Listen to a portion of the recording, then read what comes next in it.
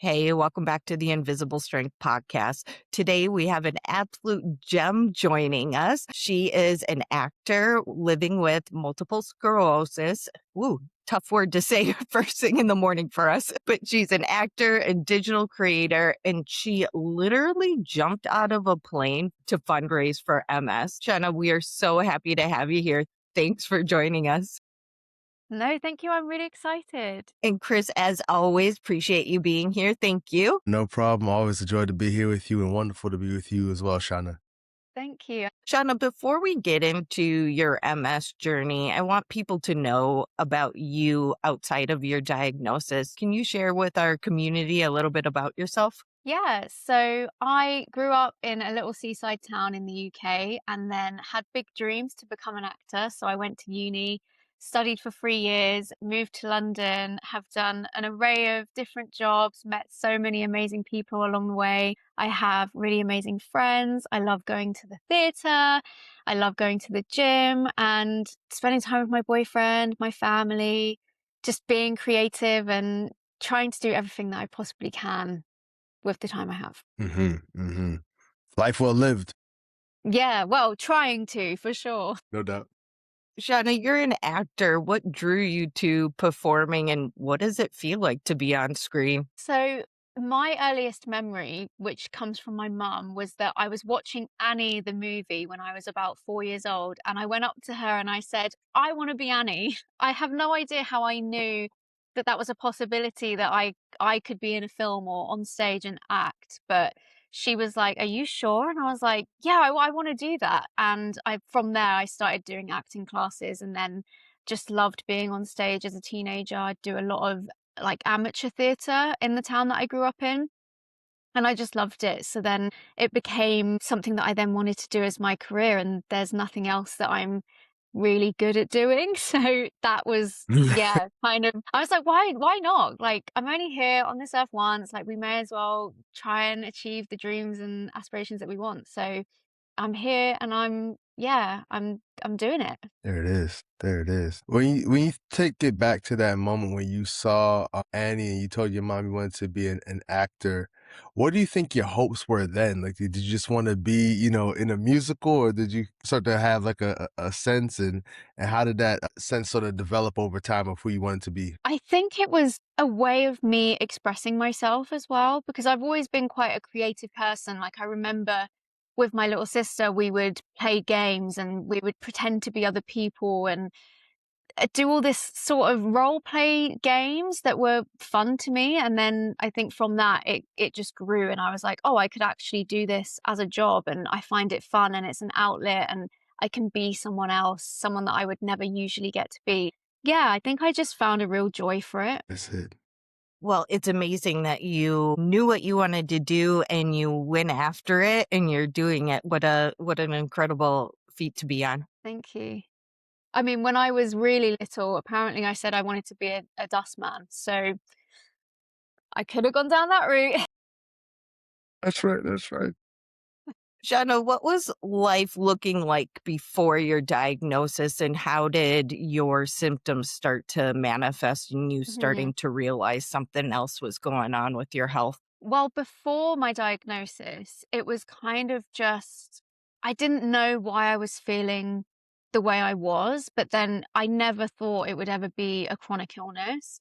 And it was things like I was at work and my leg would go numb and we would laugh about it. And I'd be like, oh, guys, my leg's numb again. And I'd wake Mm-hmm. up and my leg would be dead and I'd have a numb hand and my eyes went funny. And then it was only when I was doing a self tape and I was sat down doing a self tape and I looked down and I got this electric shock sensation down my spine. And that was like, okay, this is really not okay. And I had been to the doctor back and forth, but they'd always said, no, you're fine, you're fine, you're fine. And then I really had to push to find out. So it was kind of like I was just in this state of limbo where I was like, I know that something's not quite right. I felt it in my gut, but I didn't know what it was. So I kept pushing myself, which then made my symptoms worse because I didn't know how to care for myself. So I think that then meant more things were happening to my body until I found out what it was and could treat it properly. What sort of emotional state did getting that diagnosis put you in? And I ask this because I know with so many different conditions, there's that sort of rush of like what this could be, and there's all the different permutations happening in your mind of what you think it could be. When you finally heard that diagnosis and learned that it was MS, what emotional state were you in? So before I got my official diagnosis from the neurologist, I'd gone in for my Hmm. MRI scan results, and that's where they said this could possibly be MS. And when I saw Hmm. my MRI on the screen and I saw that there were white dots all over my brain, that's when it kind of sunk in. And I immediately burst into tears because I went into that appointment not knowing what was going to happen. And up until that point, Right. for years, I'd been told it won't be MS, it won't be this, it won't be that. So I kind of went in being like, well, they're probably going to say it's nothing. So then I left and I Mm-hmm. was really scared.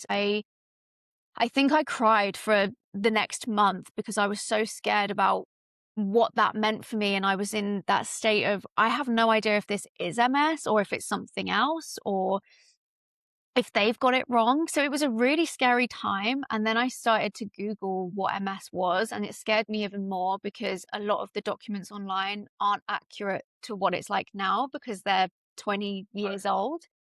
So I was terrified. I was really scared. Most definitely. Understandably so. Hmm. Well, and it's once you start Googling, that is like you can go down a bunch of different rabbit holes, absorbing that diagnosis and being so upset for a while. We definitely talk about how there's a grieving process to these Hmm. conditions and trying to process all of what these conditions mean. So, early on and even now, what does MS mean for you? How does it show up? How do you navigate it on a day-to-day basis? So every day is different.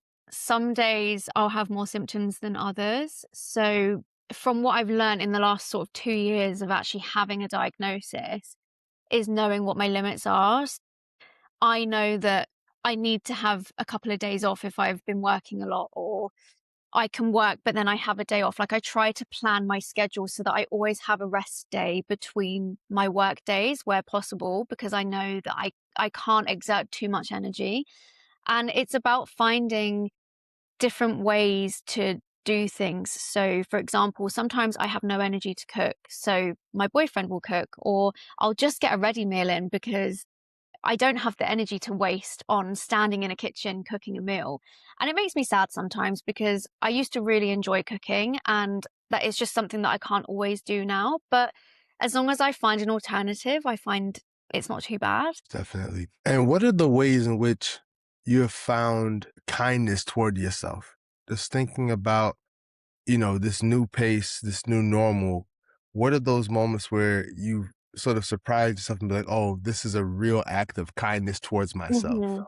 Like I'm treating myself well. Think at first I really struggled to do that because not that I was in denial about maybe I was actually in denial about my diagnosis, but I thought at first that I could continue the way I was going. But then I realized actually I do need to take a step back and I do need to look after myself now so that the future me has an opportunity to still be in a good place because MS is really unpredictable. We don't know what's going to happen. If I look after myself now, future me is definitely going to feel the rewards of that. So, yeah, I think it's just about I saw it in a way of if this was someone else, how would I want them to react? Someone that I loved, how would I want them to react?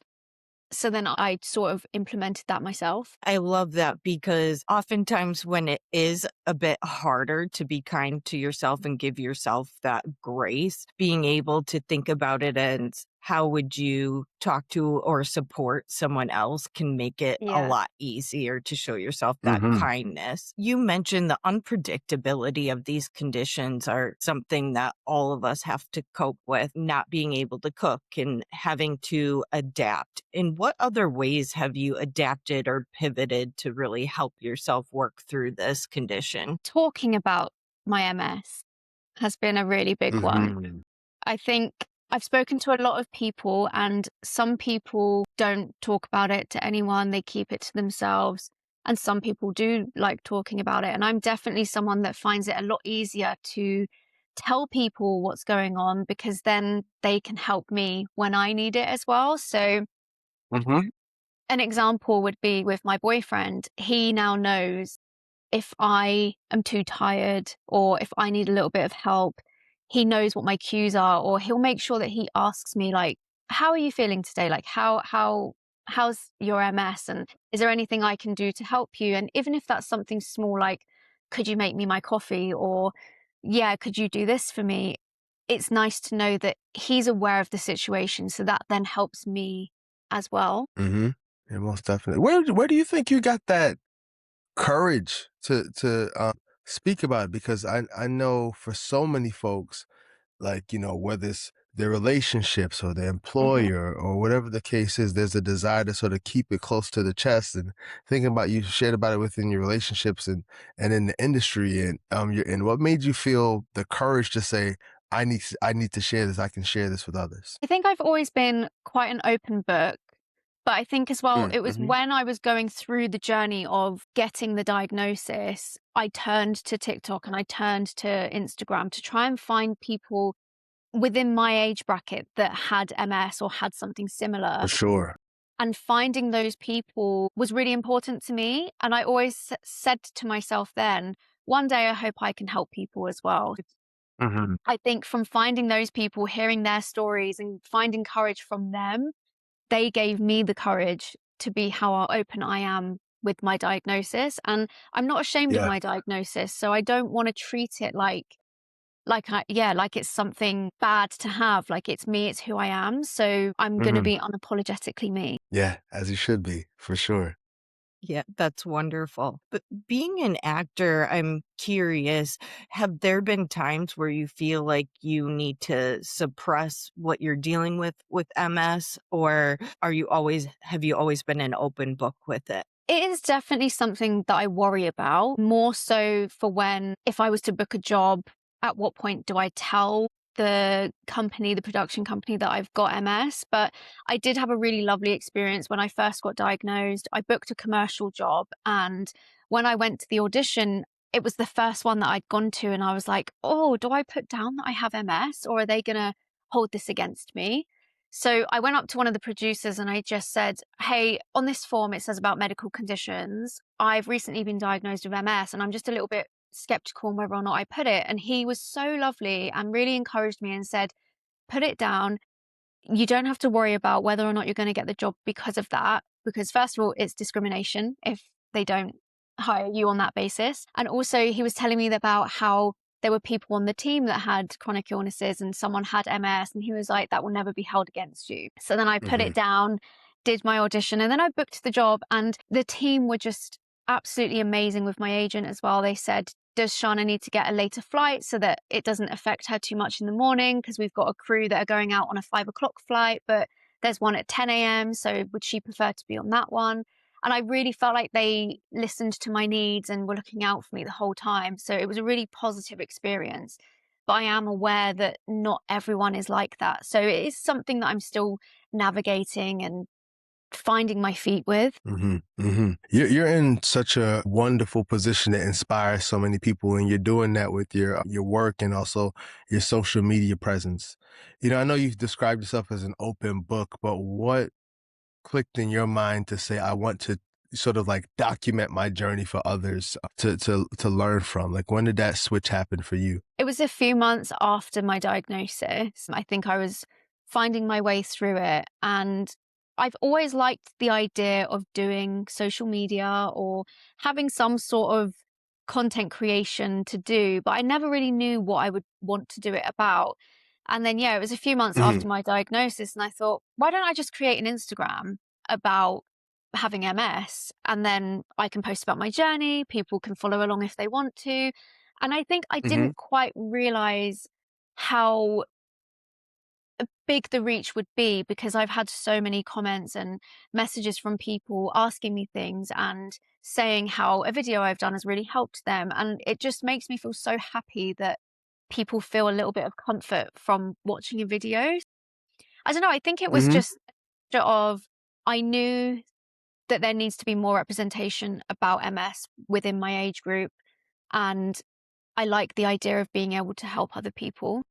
I love that because we often talk about how isolating these diseases can feel, and being able to see other people navigate and cope with various conditions can be just so unbelievably helpful and reassuring. So props to you for putting your story out there and sharing all the ins and outs of what you go through. Thank you. A lot of times with these conditions, you're dealing with symptoms that are happening on the inside. You look perfectly fine on the outside, but there's just a lot going on underneath. So I'm curious, what are some of the invisible symptoms that you deal with that people may not guess by just looking at you? So I have quite a few. One of them is brain fog. I can get really bad brain fog. I can get itching sensations all over my body, but it's not just like, oh, a little itch. It feels really deep, and it's painful itching that I get. I also get, sometimes when I'm walking down the street, I feel like I've stepped in a puddle and it's splashed on my legs, but there's no water around. So I get like a weird water sensation on my legs. I get numbness still in my legs. I can't really run because it makes my legs get pins and needles. If I find myself getting overwhelmed and stressed, it's when I have a thing called the Lemitz phenomenon. And it's essentially where when I bend my neck, I get a numbness down my spine and the electric shock sensation. And I find that that flares when I'm stressed. So on the outside, no one can see that, but I'm feeling these tingles and numbness all through my body, which can be really uncomfortable, but you kind of just have to keep going when they come up. I can't just stop. So yeah, they're just a few of the things that I get. Yeah.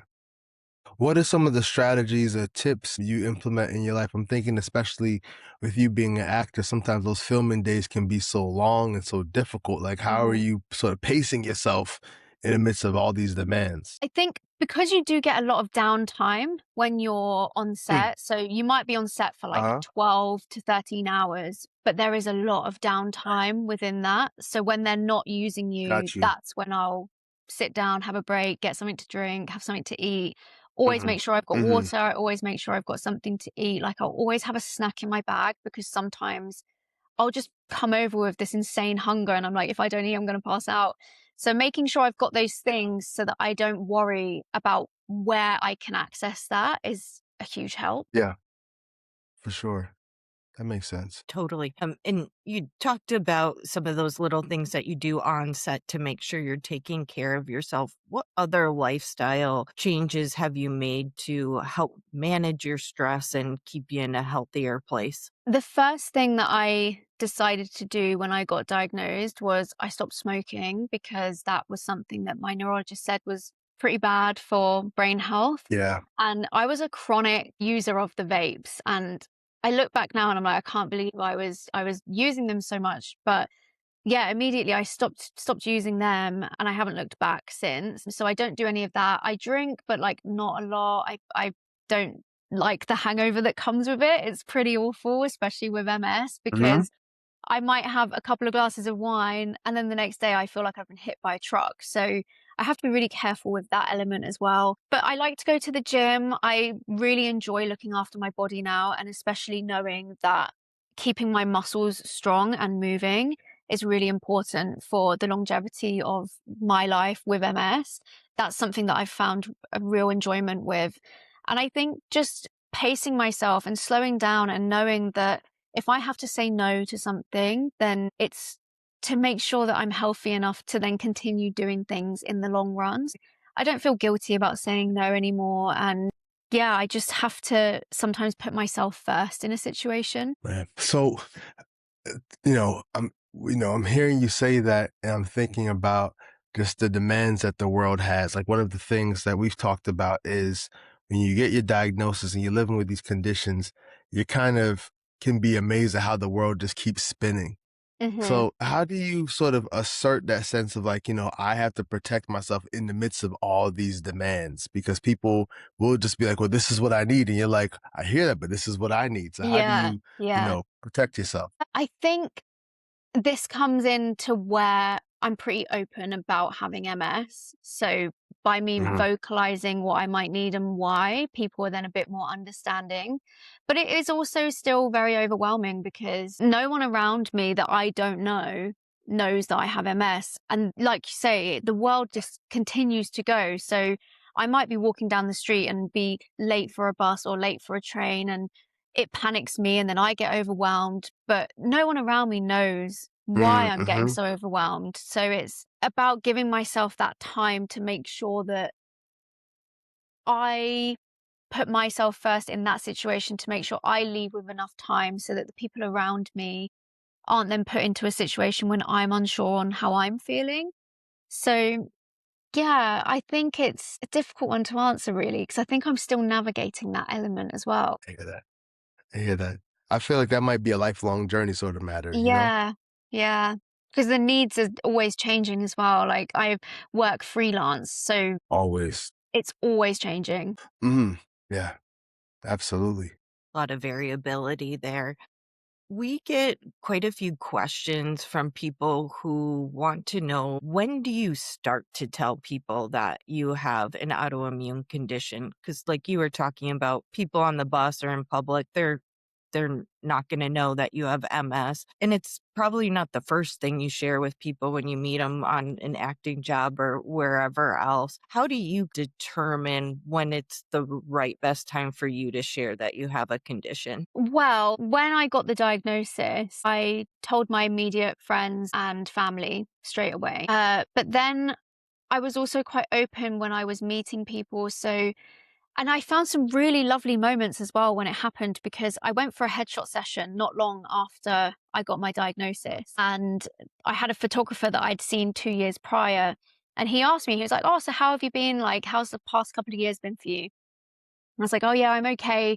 Got an autoimmune disease, but other than that, I'm doing all right. How are you?" And he was like, "Oh, no way. Like, what autoimmune disease?" And I said, "Oh, multiple sclerosis." He then told me that he had also been diagnosed with multiple sclerosis 2 years ago. So I was like, Way. "What? So you got your diagnosis the last time I saw you?"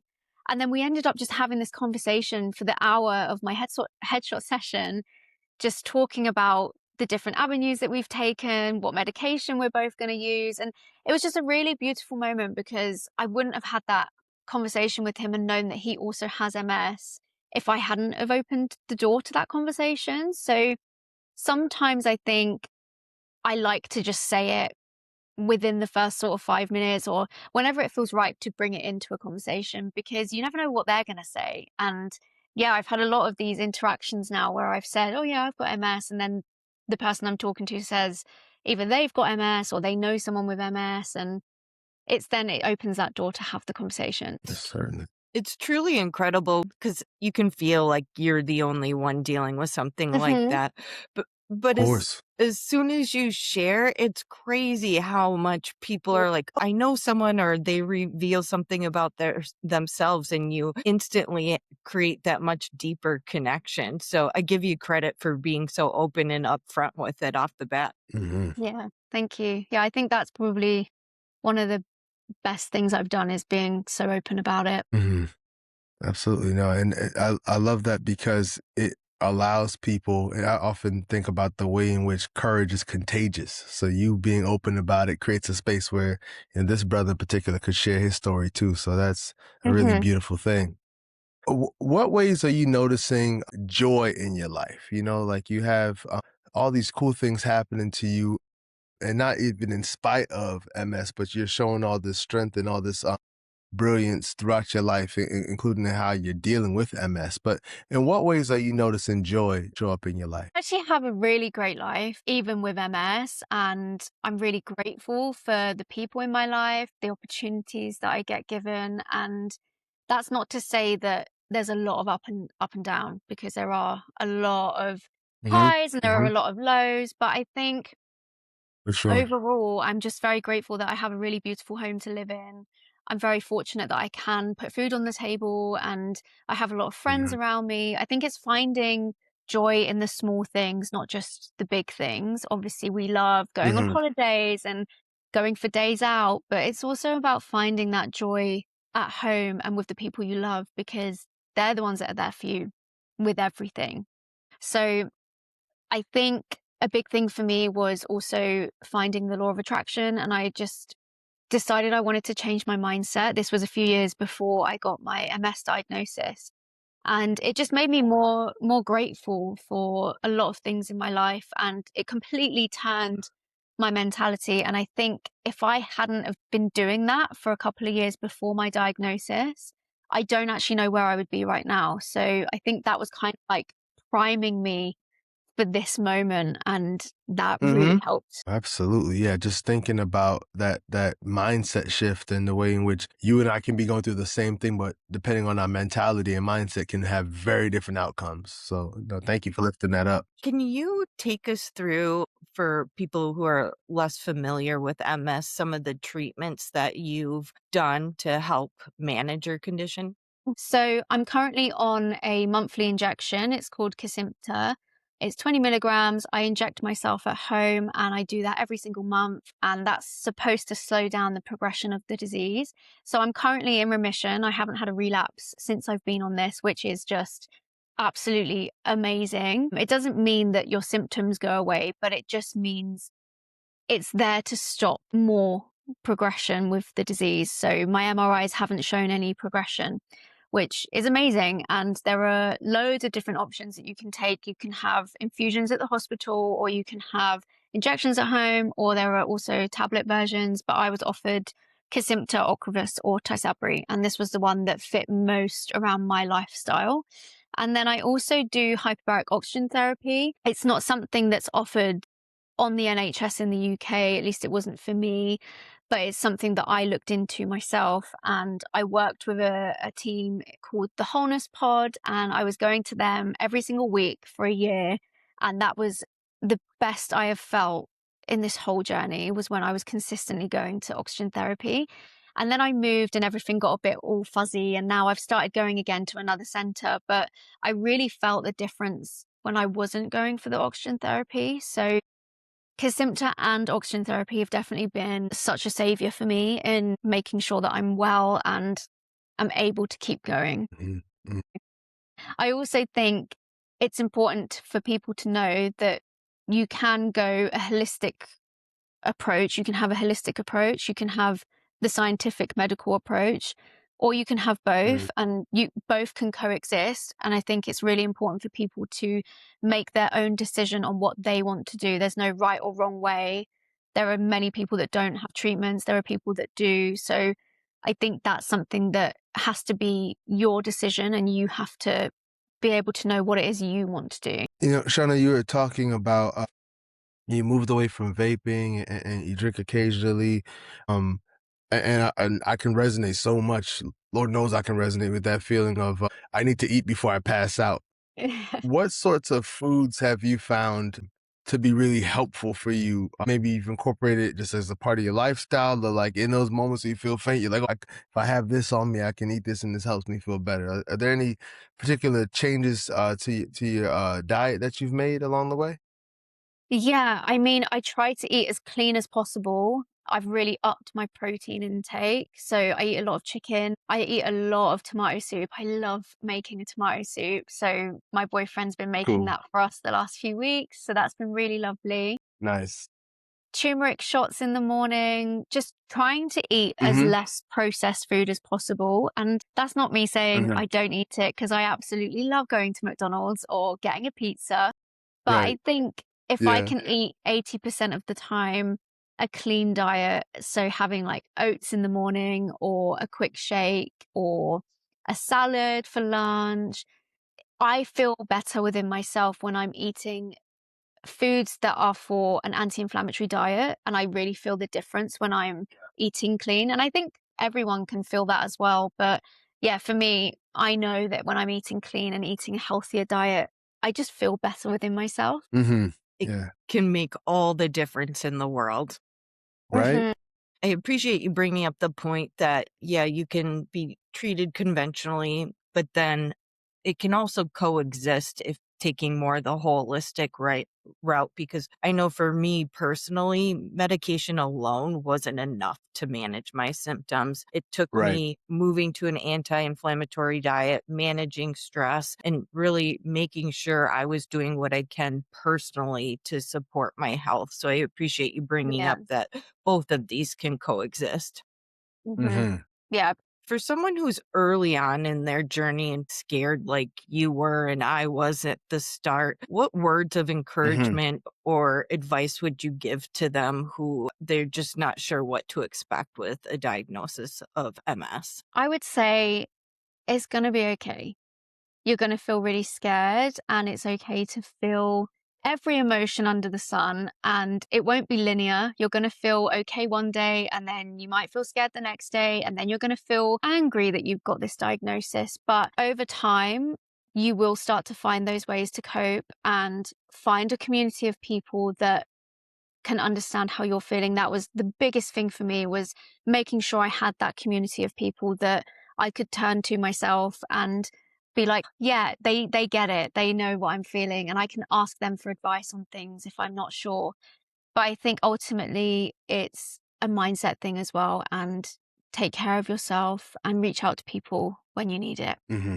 There it is. There it is. So, Shanna, we often talk about invisible strength here. What do you think that term invisible strength means to you for your life and your journey? Invisible strength. I think for me, it is just about getting up and going and continuing with my day as best I can, as strongly as I can. And Uh, strength always doesn't have to be that I'm getting up and putting 110% into my day. For me, sometimes it might be if I can just get up, brush my teeth, have some food, and then sit on the sofa for the rest of the day, that can still be a strength for me, that I've got myself out of bed. So invisible no doubt. strength, yeah, I think it's an interchangeable one for me, but it's just about staying mentally strong and not giving up. Yeah, here for it. That it can take a lot of courage and strength to just acknowledge where you're at and what you actually need to do, whether that's sitting on the sofa, getting more water. It's those little things that really make the difference in caring for Hmm. yourself. Yeah. Shauna, I want to ask because you went skydiving to fundraise for MS, and I am curious what that experience was like. So I never, ever, ever thought I would ever do a skydive, but my boyfriend suggested it. He was like, why don't you do a skydive? Because I thought, what are some things that I can do before I'm 30 that are really cool and out there and that I would never think of doing? And then he suggested a skydive, and then I looked into doing it for charity, and I saw that the MS Society were doing one for charity, and I thought, I'm just going to do it. We're just going to do it. I was terrified. I genuinely thought I was going to die when it came up. I cried the Oh night no. before because I was so scared. But then when I done it and I got back onto the ground, I just felt so accomplished, and it made me realize, wow, I just jumped out of a plane. If I can do that, I can do anything. That's That is. amazing. Hmm. It was crazy. I don't know if That's I true. could do it. I wanted to do that for my bachelor party, and no one agreed. Really? No one agreed, including my wife. And her vote counted the most, so I didn't do it. Truly incredible that you were that scared. I would be that scared. I don't know if I could actually make the leap or jump out of the plane. So props to you for getting over that and doing it. Yeah, it was when we were going up in the plane, and you're attached Mm. to the guy that wants to go on this jump. He wants to jump out of this plane, and you're there like, I don't want to do this. So then you're attached to him, and the guy that I had, he was really lovely. He was really funny. We were really getting on. And then it comes to the point where you're jumping out. But as you're going up, I'm looking out the window and I'm like, the only way down is to jump out the side of this plane. And that's the only way I'm getting back down Goodness. to the ground. It was, yeah, it was exhilarating. It was really Yes.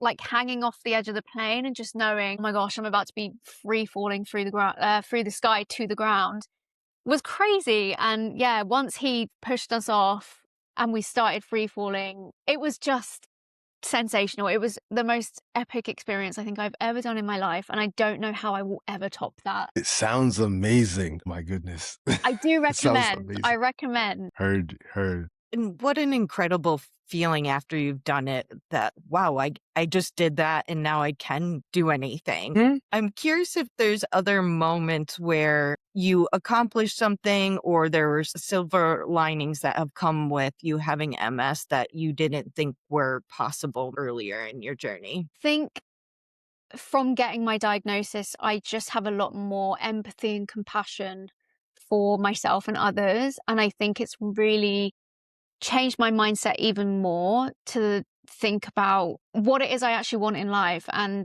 to not be worried about doing things. And I'm just a bit more carefree. It's given me the sense of, well, you only get one life. You only get one opportunity to do things in this life. So just go for it. What have you got to lose? Whereas before I'd be a bit more on the edge of like, oh, I'm not going to put myself out there too much. But now I'm very much like, let's just do it.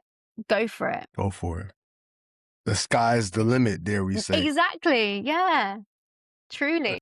Well, you have a lot of wonderful things going on and that you've already accomplished. I'm curious, what's ahead for you? What are you working towards? What are your hopes? I'm hoping that I'll book some more acting work. I really want to book a TV Mhm. show or a movie, but I'm sure everything will happen when it needs to happen. I'm excited for what is to come in my future. Being able to travel and go on holidays and just embrace life and just, yeah, be as happy as I possibly can because tomorrow's not guaranteed and I don't know what MS will look like for me in 10 to 20 years. So doing as much as I can now is, yeah, I'm just taking everything that I possibly can in life and trying to be as happy as I can in life as well. That's a good way to be, for sure. Before we wrap up, I want to ask you if there's anything else you really want our community to walk away with. I think walk away knowing that having a diagnosis doesn't define you. You're not your Mhm. diagnosis. And you can achieve everything that you want in life in spite of having a diagnosis, whether it's MS, whether it's lupus, whether it's arthritis, whether it's any sort of chronic disease that people are going through or a mental Mhm. health issue that you're going through. There is light at the end of the tunnel. There are people that are going to help you. There are people that are going to love you, and just embrace life as best as you can. As words and beautiful words, for sure. Very Thank you. much so. For people who want to get to know you more and follow your journey, where can they find you online? So they can find me on TikTok and Instagram, and my handle is chronically iconic with MS. I love that name. Chronically Thank you. iconic. Let's go. Yeah, I don't really know why I chose that. It just sort of came to me. That's all right. It sticks. It works. Well, and I just so appreciate the positivity and the spin on it because with these conditions, obviously it's very scary and can be very challenging. And you got to have Question. positivity and humor Yeah. in your life to help you cope with it. Yeah, Without and a doubt. I think that is why I chose that name. I think at the time I just thought, well, I've got MS now, so I may as well try and be this iconic person that has MS. And then I was like, well, I'm chronically ill as Mhm. well. So chronically iconic with MS, it kind of rolled off the tongue. And I think, yeah, at the time I didn't realize how much it would resonate with people. And it did. And yeah, so now I'm known as chronically iconic with MS. I love it. You just own it. That's great. That's right. That's right. Thank you. Well, thank you so much for being here. You have such a joyous energy about you, and it's been wonderful talking to you. Mhm. True Yeah. honor. No, thank you. It's been really lovely. And I'm really grateful that you had me on. Thank you. Absolutely. To our community, make sure you check out invigorateyourjourney.com and be sure to share this episode with anyone who can relate to it. Until next time, take care. Peace. Peace, y'all. Peace.